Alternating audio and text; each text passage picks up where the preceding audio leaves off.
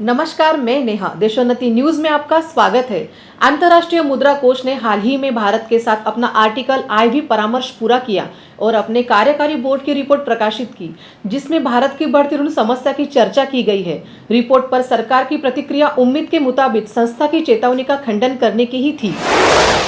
बीते 9 साल में सितंबर 2023 तक देश पर कुल कर्जा 205 लाख करोड़ रुपए हो गया है।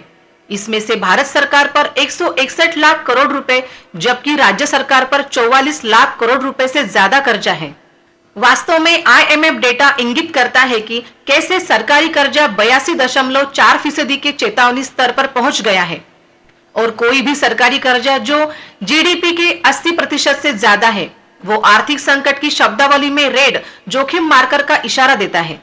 बढ़ते विदेशी कर्ज के लिए किसी देश के लिए रिजर्व करेंसी बैलेंस की ज्यादा मजबूती होनी चाहिए, लेकिन यह हालांकि दिनों में भारत के भुगतान संतुलन की स्थिति के लिए चिंता का विषय रहा है। कम रोजगार दाम और बढ़ती खाद्य मुद्रास्फीति स्तर के साथ बढ़ता ऋण स्तर किसी भी उभरती बाजार अर्थव्यवस्था के लिए सबसे खराब संभावित परिदृश्य है, खास तौर से ऐसा देश जो अपनी कामकाजी उम्र वाली आबादी के डेमोग्राफिक डिविडेंड हासिल करने का दावा करता है।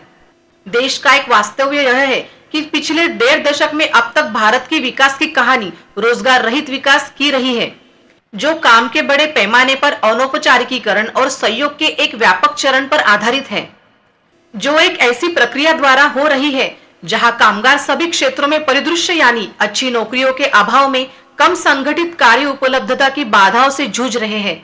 Bureau report, Deshonnati. ठळक घडामोडींसाठी देशोन्नति न्यूज चॅनलला सबस्क्राइब करा आणि बेल आयकॉन प्रेस करा।